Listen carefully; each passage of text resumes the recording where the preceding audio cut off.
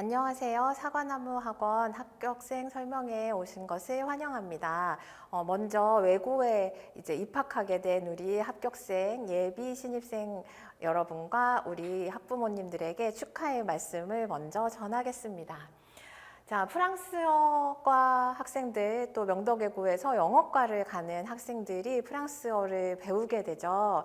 자, 프랑스어에 대해서 뭐 어렸을 때 배우셨던 학부모님도 있겠지만 대부분의 학생들은 제로 베이스이고 학부모님들도 이게 고등학교 입시에서 어떻게 다루어야 되는가, 어떻게 접근해야 되는지 잘 모르실 거예요. 그래서 제가 친절하게 설명을 해드리도록 하겠습니다. 저는 사과나무 학원 목동관과 강서관에서 프랑스어를 강의하고 있는 강사 이보영이고요.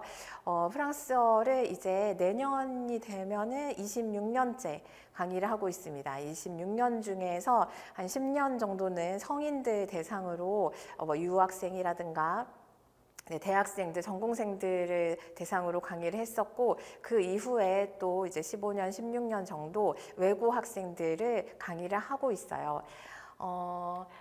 이제 먼저 외고 내신에서 프랑스어가 얼마나 차지하는가, 이게 우리가 생각하는 예전에 제2외국어하고 전공어는 굉장히 위상이 다르죠. 명덕외고 같은 경우는 1학년 때는 프랑스어과 영어과 똑같이 6단위예요. 6단위라고 하는 것은 영어과라 하더라도 그 어떠한 과목들보다도 더 큰 비중을 단일 그 과목으로서는 차지하고 있다는 것이죠. 또 프랑스어과는 2학년, 3학년이 되면은 8단위가 되고 영어과는 4단위로 준다 하더라도 여타의 뭐 국어나 수학에 전혀 뒤떨어질 거 없는 그런 범위를 그런 자리를 차지하고 있다고 생각할 수 있어요. 그래서 내신에서 너무나 중요한 과목이기 때문에 이것을 예전에 뭐 제2외국어로 하나 더 배웠던 그런 과목이라고 생각을 하시면 안 되고요. 굉장히 학교 생활에서, 학업에서 중요한 부분이다 라는 거를 먼저 인지하셨으면 좋겠습니다. 명덕외고 마찬가지고 이화외고도 마찬가지고 모든 외고에서 전공어의 비중이라는 거는 학교 생활에서 너무 중요한 거를 차지하거든요. 근데 가장 중요한 것은 입학 전에 선행학습을 하는 것이에요. 제가 이제 오랫동안 성인들을 대상으로 이런 불어를 가르쳤는데 그때는 그때 했던 공부들 이제 회화나 소통을 중심으로 외국어를 배웠을 때 처음 시작하는 이런 공부하고 외고 내신에서 외국어를 시작하는 거랑은 공부의 성격이 완전히 다릅니다. 정말 이거는 학생들에게는 좀 어려운 일이고 좀 혹독한 일이죠. 처음 배우는 외국어를 정말 재밌게 잘 배우고 싶은데, 쉽게 접근하고 싶은데, 사실은 들어가자마자 시험 기간이라고 생각하셔야 되고요. 중학교 때 공부랑은 너무 다르게 알아서 굉장히 많은 거를 준비해야 되고 또 암기해야 되거든요. 그렇기 때문에 학교에 들어가기 전에는 뭐 조금 맛보기로 이런 것들을 그냥 있구나 하는 정도로 적응을 하고 학교 들어가서부터 정말 열심히 해야지. 여기가 외국어 고등학교이기 때문에 외국어 교육을 기초부터 굉장히 차근차근 잘 배울 수 있게 알려주겠지라고 생각을 하시면 안 됩니다. 네, 학교에서는 들어가자마자 진도를 마구마구 나가고 또 등급을 나눠야 되고 그 등급은 1등급이 4명밖에 안 되고 2등급이 11명밖에 안 되는 이 치열한 곳에서 등급이 나뉠 정도로 그런 난이도의 문제를 내고 그렇기 때문에 굉장히 정신없이 지나가요. 모든 걸 다 암기할 수 있는 게 과연 가능한가 싶을 정도로 그 힘든 학교 생활이 우리를 기다리고 있습니다. 그렇기 때문에 방학 2달 동안 뭐 재밌게 지금 뭐를 하고 뭐 그런 게 문제가 아니라 학교에 입학하고 나서 조금 더 적응을 빨리 하고 조금 더 쉽게 고득점을 받고 높은 등급 1등급, 2등급 안에 들 수 있기 위해서 이제 공부를 시작해야 되는 거예요. 그래서 매 시간 철저하게 복습하고 암기할 시간을 주고 이 모든 과정이 조금 쉽지 않을 수 있습니다. 처음 한 달 정도는 학생들이 굉장히 어렵다고 말할 수 있어요. 막 너무 어려워요. 이게 너무 외울 게 많아요. 어떡해요? 너무 재미가 없어요. 막 외우기만 해요. 이렇게 할 수 있어요. 그런데 이제 2달째만 돼도 학생들이 조금 이제 적응이 돼요. 이 여러 가지가 있어요. 고등학교 생활, 고등학교 공부에 적응하는 이 외고 입시 공부는 정말 치열한 공부이죠. 그래서 거기에 적응하는 시간이기도 하고 또 프랑스어의 전공어로서 공부하는 것에 적응하는 시간이기도 해요. 조금 힘들겠지만 그 힘든 시간을 제가 함께 할 테니까 정말 믿고 딱 2달만, 특히 처음 한 달만 좀 우리 뭐가 뭔지 모르겠고 어려워요 하는 시간을 조금 잘 견뎌보자고 말씀드릴게요. 그러면 이 한 달이 지나면 조금 나아지고 2달이 지나면은 이제 뭔가 좀 알 것 같고 그 상태에서 입학을 하면 내가 여기 정말 방학 동안에 열심히 준비하기 너무 잘했다 라는 생각으로 자신감 있게, 그래서 학교 생활을 1학기, 2학기 이렇게 조금 더 쉽게 할 수 있을 거라고 제가 정말 자신 있게 말씀드립니다. 자, 그래서 복습하고 학생들 개별적으로 피드백하고 케어하는 할 텐데요. 제가 학생들하고 그래도 빨리 친해지고 또 학생들이 저를 잘 따르는 편이기 때문에 뭐 카톡이나 개별적인 상담을 통해서 혹시 무엇이 좀 더 어려운지 계속 케어를 할 거고요. 입학해서도 마찬가지예요. 프랑스어에 적응을 못하면 학교 생활 자체에 적응을 못하는 경우가 많아요. 그리고 이제 기숙사까지 들어가 있고 처음으로 집을 떠나서 여러 가지 힘든 일들이 있죠. 저는 항상 뭐 어머니들, 부모님들을 멀리 계시고 또 학교 선생님들은 등급이 이제 적당히 갈릴 정도로 학생들을 가르치시기 때문에 진짜 학생들 옆에서 학생들이 잘 적응하기를, 이 프랑스어를 잘 하기를 학생들 편에서 응원하는 사람은 정말 제가 되어야 된다고 생각을 하고 있습니다. 그래서 공부뿐만 아니라 학교 생활에 잘 적응할 수 있도록 제가 옆에서 정말 잘 돌보고 가르치는 그런 동반자가 될 생각입니다. 자, 교재는 사실 시중에 있는 여러 가지 뭐 회화 교재라든지 뭐 프랑스어 첫걸음, 뭐 꼭 먹고 알 먹는 뭐 여러 가지 있어요. EBS 교재도 있고 그런 교재들은 외고 공부하고는 사실은 별로 크게 도움이 되지 않습니다. 그렇게 해서 어느 세월에 우리가 내신 준비를 할 수 없어요. 그래서 제가 이제 10년 넘게 외고 가르치면서 정말 입학하기 전에 이것만큼은 꼭 이런 규칙들을 외우고 이런 단어들을 외우고 들어가야 된다. 이 동사 변화를 반드시 외워야 된다 하는 것을 정리하여서 이제 만든 교재하고 플러스 이제 뭐 원서로 된 문법 문제집을 함께 이제 풀어가도록 할 것입니다. 그래서 학교 내신 문제는 이제 외부에서 보는 여러 가지 자격증 시험이라든지 뭐 대학교 시험이라든지 이런 시험과는 너무 달라요. 수능하고 그나마 좀 비슷하지만 수능보다도 훨씬 난이도가 높은 문제들을 풀어야 합니다.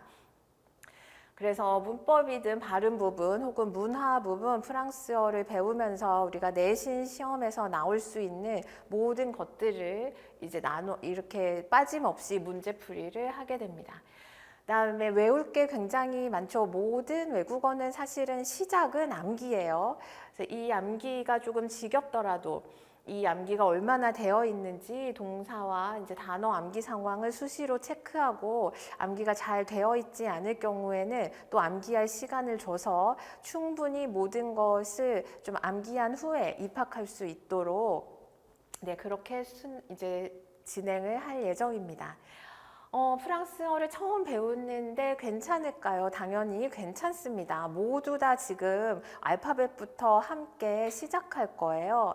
그렇지만 그러니까 모두 다 처음 배우니까 그냥 조금 쉽게 시작해도 될까는 하지 않아요. 모두 제로 베이스지만 선행학습 너무 중요합니다. 지금은 12월에는 1월에는 모두 제로 베이스예요. 하지만 3월 달에는 이제 같은 베이스가 아닙니다. 제가 수업을 해보면은 이제 선행 수업을 시작하면 1월 달에 몇 번만 수업을 해봐도 학생들 사이에 격차가 생기고 또 한 달 늦으면 이거를 보충해 주기가 굉장히 힘들 정도로 이제 빠르게 이제 수업이 진행이 되죠. 학교에 들어가면은 더 심합니다. 학교에 들어가면 정말 정신을 차릴 수 없이 진도가 나가 있고 조금 이게 뭘 하고 있나 싶으면 시험 기간이 되고 네, 그렇게 이제 1년이 돌아가기 때문에 선행 학습을 하지 않으면은 3월 달부터 너무 고생을 할 수가 있어요. 네, 제가 겁을 주는 게 아니라 정말 안타까운 마음으로 항상 얘기해요. 우리 학생들이 3월 되면은 저에게 제일 많이 하는 말이 선생님 학원 안 다녔으면 큰일 났을 뻔했어요. 정말 미리 이렇게 외워두지 않으면은 큰일 날 뻔했어요. 라는 말을 많이 해요. 3월에 새로 들어온 학생들, 물론 지금부터 하면은 할 수 있다고 저희가 응원하고 최대한 옆에서 그거를 지원하고 도와주지요. 그렇지만 따라가는데 굉장히 심적으로 그리고 시간적으로 힘이 든다는 그런 얘기입니다. 델프라는 시험을 들어보셨을까요? 뭐 불어과를 간다면 이제 자격증이니까 이게 뭐 도움이 될까요? 라고 생각을 하시는데 또 혹은 꼭 입시에 도움이 안 되더라도 불어를 배우는데 도움이 될까요? 물어보실 수 있어요. 그런데 내신 공부와 델프는 너무 내용과 공부하는 방향과 나오는 문제 유형이 너무 많이 다르기 때문에 델프를 준비하는 거는 또 다른 내신을 아무리 잘해도 또 다른 거를 이제 그 문제에 적응해서 공부를 해야 돼요. 많은 시간과 투자가 들겠죠. 그런데 그 많은 시간 투자를 하는 거에 비해서 입시에서 그다지 필요하지 않습니다. 뭐 이런 뭐 조그만 자격증을 하나 받으면은 조금 더 기분이 좋고 모티베이션이 많이 돼서 불어를 좋아하게 될 수 있는 뭐 그런 정도의 효과는 있을 수 있죠. 그렇지만 델프 준비를 하는 게 내신에서 시험을 잘 보는데 중간고사, 기말고사를 잘 보는데 그다지 도움이 되지 않습니다. 입시에서는 지금 이 어특이 계속되고 있는 게 이화여대 정도예요. 저도 이화여대 불문과를 나왔는데요. 제 후배가 되는 거 물론 환영합니다만 이대를 어학 특기자로 가는 그것이 아니라면은 굳이 시작할 필요는 저는 없다고 생각해요. 그리고 2학년 2학기쯤 됐을 때 내가 이제 이대 어특이 그래도 좀 유리한 그런 입시다라는 결정이 들면 그때 가서 시작해도 늦지 않습니다. 그때는 이미 불어가 중고급 이상 난이도가 내 수준이 돼 있기 때문에 그때부터 준비해도 괜찮아요. 일단 1학년 때는 델프 같은 거 신경 쓰지 마시고 학원 공부 열심히 해서 일단은 1학기 중간고사, 기말고사를 잘 보는 게 너무 중요하기 때문에 거기에 좀 집중하시라고 저는 말씀드리고 싶습니다. 프랑스어를 배우면은 도움이 될까요? 장래에는? 네, 그럼요. 프랑스어는 굉장히 배웠을 때 유리한 저는 그런 언어라고 생각해요. 물론 또 좀 우아하고 여행을 다닐 때 너무 좋고 경험할 수 있는 게 많다. 뭐 개인적인 그런 것도 있지만 이 세계에서 불어를 사용하는 나라가 굉장히 많고요. 프랑스어 화자도 많고요. 그 다음에 이제 언어가 사용하는 사람만 많은 게 문제가 아니고 그 언어를 사용하는 것의 위상이 어떠한가. 어떤 나라에 가도 프랑스어를 하는 사람은 수준 높게 보죠. 그리고 국제기구에서 공식 언어로 불어를 많이 채택하고 있습니다. 그다음에 외교관이 된다던가 국제무대로 진출하고 싶다면 불어를 하는 게 굉장히 좋은 메리트가 될 수 있겠죠. 네, 명덕외고 이제 신입생들 이제 돌아오게 되면 시간표는 이렇습니다. 이제 1월, 2월에 합격자 과정 선행학습은 화요일, 목요일 2시부터 5시까지 진행됩니다. 자, 회화 클리닉 같은 경우에는 이제 회화라고 하지만 사실은 발음 클리닉이라고 좀 보시면 돼요. 1학년 1학기 중간고사, 기말고사에서 발음 문제가 차지하는 이 비율이 굉장히 높습니다. 그런데 학생들이 굉장히 많이 틀려요. 그래서 3월 달에 입학을 하고 나면은 잠깐 초반에 발음 규칙을 배우지만 이거를 제대로 굉장히 많이 암기를 할 수가 없어요. 학교 다니면서는 그게 굉장히 정신없이 빨리 진행이 돼요. 근데 이 발음 문제가 수능에서까지 나오고 1, 2, 3학년 계속 1번이나 2번 문제에서 한두 개 정도가 꼭 출제되는 경향이 있습니다. 그래서 이거를 이제 들어가기 전에 그냥 딱 잡아놓고 더 이상 3월 달부터는 이거를 따로 설명을 하지 않아도 학생들이 당연히 발음 문제를 다 맞을 수 있도록, 그리고 이 수행평가에서 원어민 선생님과 하는 그 말하기 수행평가가 있어요. 그 말하기 수행평가에서 사실 저희가 막 말하기 연습을 많이 시킬 시간이 없거든요. 문법 문제만 풀려고 해도 너무 시간이 부족하기 때문에. 근데 이 선생님께서 발음도 점수에 넣으세요. 어쩔 때는 틀린 게 없는데 발음 때문에 감점을 하는 경우가 있어요. 근데 1, 2등급 사이에서는 이 0.5점, 1점 가지고도 그 등급이 바뀔 수 있는 그런 점수기 때문에 다 만점을 맞아야 된다고 생각하면은 이 회화에서 어떻게 조금 더 유려한 발음을 하느냐, 그것도 0.5점, 1점이라도 너무 소중하기 때문에 이제 들어가기 전에, 입학하기 전에 그거를 미리 잡아놓고 들어가자라는 그 회화 클리닉입니다. 자, 토요일에 목동관에 있는데 토요일에 이렇게 아침에 왔다가 또 저녁 때 또 불어를 들으러 오기가 조금 힘들다 하는 학생들은 일요일에 강서관으로, 강서관도 시간은 똑같아요. 11시부터 1시까지 네, 그 학교 근처에 있는 강서관에서도 들을 수 있습니다. 물론 수업 시간에도 정규 수업 시간에 이것을 다루지 않는 거는 아니에요. 그래서 회화 클리닉에 안 가면은 뭐 발음 규칙을 안 배우나요? 하는 건 아닙니다. 발음 규칙 수업 시간에도 설명을 합니다. 그런데 이제 연습을 충분히 할 시간은 정규 수업 시간에는 그렇게 많이 할애할 수 없기 때문이다. 이렇게 이해해 주시면 될 것 같아요.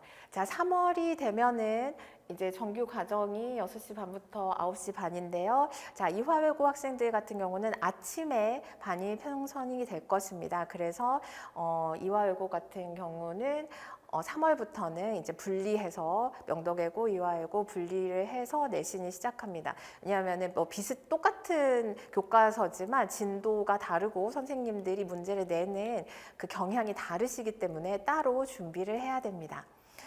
네, 들어주셔서 감사합니다. 이 외국어 공부가요. 사실은 뭐 굉장히 국제적인 거에 발맞춘 그런 교육 과정이라기보다는 정말 대한민국의 입시라는 게 이런 거구나. 그 어떤 대한민국 입시에 이제 뭐 주입식, 암기식 이런 교육의 가장 정점에 있는 게 외국어 고등학교인 것 같아요. 그래서 우리가 이 길을 이왕 함께 하게 되었는데 어렵고 힘들더라도 여기에 우리가 어떻게든 적응해서 좋은 점수를 학생들이 받는데 제가 최대한 좀 옆에서 도우미가 되도록 하겠습니다. 감사합니다.